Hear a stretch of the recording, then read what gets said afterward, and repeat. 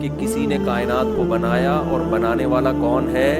اللہ ہے. اس کا نام کیا ہے؟ اللہ. وہ صحیح اور غلط کو ڈیفائن کرتا ہے اور وہ بتاتا ہے کہ اللہ کے ڈیفائن کیے بغیر، اللہ کی ہدایت کے بغیر دنیا میں کوئی صحیح راستہ نہیں پا سکتا. من یہدہ، ہم اکثر خود جب بھی ہم خطبہ پڑھتے ہیں، من یہدہ اللہ فلا مضل لہ، جس کو اللہ سیدھا راستہ دکھائے اسے کوئی گمراہ نہیں کر سکتا. اس خطبے کا مطلب بھی اب آپ کو سمجھ میں آیا ہوگا کہ بھائی یہ لبرل لوگ، دنیا پرست لوگ نہیں ہمیں بتا سکتے کہ سیدھا راستہ کون بتائے گا؟ اللہ. اور جس کو اللہ بتائے گا اور وہ اللہ کی باتوں پہ یقین کر لے، اسے دنیا کی کوئی طاقت کنفیوز نہیں کر سکتی کہ یہ صحیح ہے اور یہ غلط. اسی کو گمراہی سے تعبیر کیا ہے. وہ نہیں کنفیوز، اس کو پتا ہے 2 اور 2 4 کی طرح صحیح کیا ہے غلط کیا ہے. وہ ہر محفل میں بحث کر سکتا ہے، اس پر ہر جگہ ڈیبیٹ کر سکتا ہے، وہ کانفیڈنس کے ساتھ چل سکتا ہے. باقی دنیا میں کسی کے پاس بھی کانفیڈنس نہیں ہے، سب ٹکرے مار رہے ہیں اور ظاہری نعروں سے متاثر ہیں. وَمَن يُضْلِلْ فَلَا هَادِيَ لَهُ، اور جس کو اللہ گمراہ کر دے، کیا مطلب؟ جس کو سیدھا راستہ نہ دکھائے، فَلَا هَادِيَ لَهُ، اسے کوئی سیدھا راستہ نہیں دکھا سکتا. اس کو اللہ ہی کے پاس آنا پڑے گا کہ اللہ تو ہی دکھا مجھے. تو اللہ بتائے گا میں نے اپنی کتاب میں بتایا ہے، میں نے اپنی کتاب میں دکھایا یہ راستہ، یہاں سے سیکھو. تو اللہ کے علاوہ کوئی ہے ہی نہیں. تو میں یہ عرض کر رہا تھا کہ اگر آپ کسی گہری یعنی پش کریں گاڑی کو تو نیچے کیا ہے؟ سلوب ہے، ڈھلان ہے.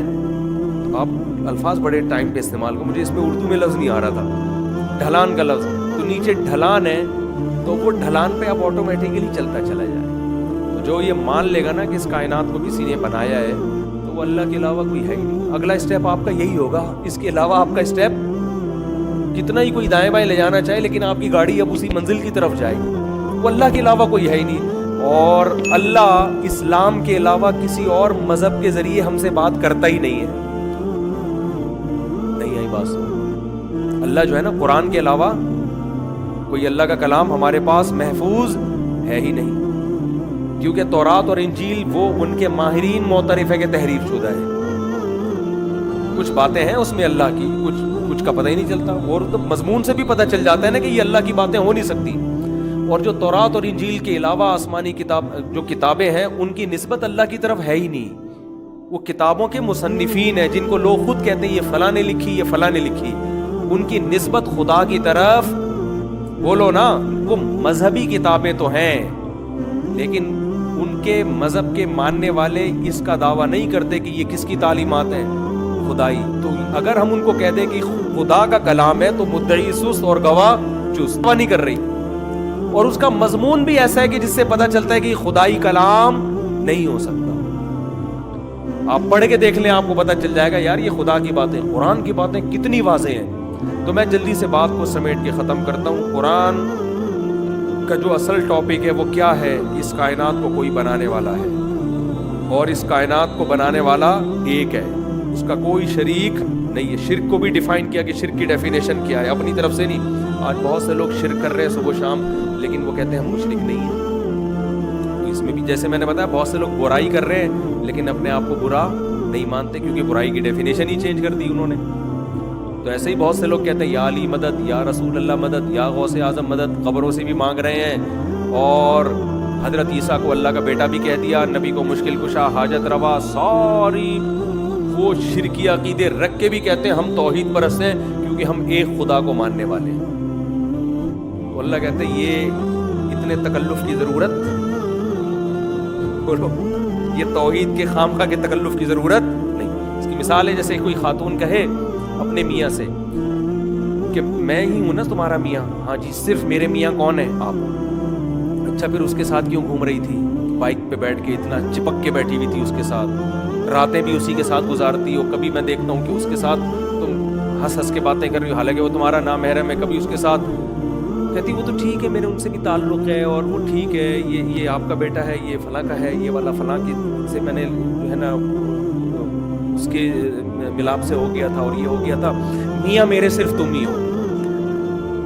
کیا کہے گا بیگم؟ اس تکلف کی ضرورت، اتنا نیک بننے کی ضرورت آپ کو نہیں. یہی کہے گا نا کہ جب میں میاں ہوں تو اس کا مطلب کہ بھائی جو ریلیشن میاں سے ہوتا ہے مجھے سے ہوگا، کسی اور سے نہیں ہوگا. تو آج کا مشرک بھی یا علی مدد، یا رسول اللہ مدد، نبی مشکل کشا، حاجت روا، عالم الغیب، نور بشر کی فہرست سے نکال دیا، اور جناب یا اللہ سے مدد مانگو، نبی سے مدد مانگو، قبروں سے جا کے بزرگوں سے مدد مانگو، جو مرضی کرتے رہو.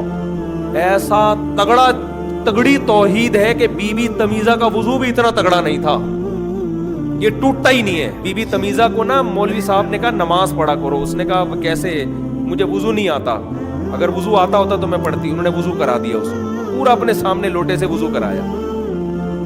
کہا اب تو پڑھو، اس نے نماز پڑھ لی. مولوی صاحب چلے گئے کہیں سفر پہ، 10 سال کے بعد آئے. بی بی تمیزہ کے بچے بھی ہو چکے تھے اس وقت، اور 10-15 سال گزر گئے، شادی بھی ہو گئی، بچے بھی ہو گئے. مولوی صاحب آئے، بی بی تمیزہ نماز پڑھتی. اس نے کہا جی الحمدللہ 10 سال میں ایک بھی نماز مجھ سے نہیں چھوٹی. وضو بھی کرتی ہو؟ کہتی وہ تو آپ نے کرا دیا تھا مجھے. تو ہمارے استاذ یہ واقعہ بیان کر کے کہتے تھے کہ بی بی تمیزہ کا وضو 10 سال میں بچے پیدا ہونے سے بھی نہیں ٹوٹا. ادھر لوگوں کا وضو ذرا سی ہوا خارج ہو ٹوٹ جاتا ہے، اتنی سی ہوا. بعض وہمیوں کا تو کنفیوژن سے ٹوٹ جاتا ہے کہ پتہ نہیں شاید ٹوٹ گیا، وہ احتیاطاً کر رہے ہوتے ہیں دوبارہ. اور بی بی تمیزہ کی شادی ہو گئی، بچے ہو گئے، مگر ایسا پاورفل وضو ہے کہ ابھی بھی. تو ایسے ہی بعض لوگوں کی توحید اتنی پاورفل ہوتی ہے کہ یا علی مدد، یا غوث اعظم مدد، یا عباس مدد، یا حسین مدد، یا حسن مدد، یا فاطمہ المدد، یا رسول اللہ مدد، یا غوث اعظم مدد. صبح و شام اللہ کے علاوہ بیسیوں سے مدد مانگتے ہیں، لیکن کہتے ہیں ہم صرف ایک خدا کو مانگتے ہیں، مشرک نہیں. یار یہ تو عیسائی نسبتاً اچھے نکلے جو صرف ایک شرک کرتے ہیں کہ عیسیٰ اللہ کے بیٹے ہیں. وہ صرف حضرت عیسیٰ سے مدد مانگتے ہیں، اس کے علاوہ نہ قبروں سے، کسی سے بھی نہیں. ان کو ہم کہہ رہے ہیں کہ مشرک ہیں، کافر ہیں، اور ادھر درجنوں کو خدا بنا لیا آپ نے، اور آپ کہہ رہے ہو کہ ہم تو صرف ایک خدا کو ماننے والے ہیں. تو اللہ کہے گا کہ اس تکلف کی ضرورت، بولو، یہ تکلف ہے خام خواہ. ایک خدا کا مطلب ایک خدا، معبود، عبادت کے لائق، اور عبادت میں سب سے پہلے ہے دعا، کہ ما فوق الاسباب، اسباب سے ہٹ کے کچھ کرنے کی طاقت صرف اللہ کے پاس ہے. باقی دنیا کی ہر مخلوق وہ اسباب کی محتاج ہے. اسباب ہوں گے تو وہ کچھ کریں گے، اسباب نہیں ہوں گے تو وہ کچھ بھی نہیں کر سکتے. پولیس سے جب آپ مدد مانگتے ہیں یہ شرک نہیں ہے، کیونکہ پولیس اسباب اختیار کر کے مدد کرے گی. موبائل میں بیٹھ کے آئے گی، چور کو پکڑے گی، بندوق یہاں رکھنا چاہیے، رکھے گی نہیں رکھے گی تو ان کی ٹینشن ہے. یہاں سے پکڑ کے لے کے جائے گی، عدالت میں مقدمہ ہوگا، عدالت ان کو چھوڑے گی، پھر دوبارہ آپ ان کو موقع دے گی کہ ایک دفعہ ٹرائی اور کریں آپ. یہ حقیقت ایسا ہی ہوتا ہے کراچی میں. تو آپ پولیس کو اس لیے نہیں بلاتے کہ ڈاکو کو پکڑ کے مر جائیں گے ڈاکو. پولیس بھی مجبور ہے، اس کا قصور نہیں ہے اس میں، قانون ایسا بنا ہوا ہے نا عدالتوں میں، جو لا ہے وہی جج بھی مجبور ہے. کہہ رہا لا یہی ہے بھائی. تو یہ تو اسمبلیوں میں جو بیٹھے ہوئے لوگ ہیں ان کی ذمہ داری ہے کہ لا کو چینج کرو بھائی. رینجرز کو اختیارات دو کہ آن دا اسپاٹ ان ڈاکوؤں کو مارنے کی ان کو اجازت ہو. جب تک کراچی رینجرز کے حوالے نہیں کیا جائے گا، امن و امان کھوپڑی سے نکال دو آپ اپنے. سمجھتے ہو رینجرز کے اختیارات بڑھا دینے چاہیے، اور یہ بڑھاتے نہیں ہمارے حکمران جو ہیں. مر رہے ہیں لوگ کراچی میں، پھر ٹاپک چینج ہونے لگتا ہے. میرے گھر کے سامنے کا گٹر ابل رہا ہے، آج میں نے کئی گھنٹوں سے ابل رہا ہے میرے گھر کے سامنے کا گٹر. اور صرف میرے گھر کے نہیں، ہر مسلمان کے گھر کے سامنے کا گٹر کراچی میں ابل رہا ہے. جس کا نہیں ابل رہا تو کل پرسوں ابلنا شروع ہو جائے گا. وہ اس کو شامی میں نہ رہے، یہ ذہن میں رکھیں. تو کیا بات چل رہی تھی یار؟ دیکھو اچھا بھلا بیان چل رہا ہوتا ہے یہ گٹر. تو میں یہ عرض کر رہا تھا کہ اگر اللہ کو گاڈ خدا، ہاں توحید جو ہے نا، اس طرح کی توحید اللہ کو نہیں چاہیے، یہ والی، ٹھیک ہے نا. اللہ کو وہ والی چاہیے کہ اللہ کے سوا کوئی عبادت کے لائق نہیں ہے، صرف یا اللہ مدد. ہاں لوگوں پہ شرک کے فتوے نہ لگائیں آپ. بعض دفعہ کوئی کس تعویل کے ساتھ کہہ رہا ہوتا ہے، کوئی کس نیت کے ساتھ کہہ رہا ہوتا ہے، اس کی منشا کیا ہے. تو فتوے لگانے کے لیے میں نہیں کہہ رہا کہ اب آپ کسی نے بھی کوئی لفظ استعمال کر لیا تو کافروں کی فہرست میں شامل کر دیں.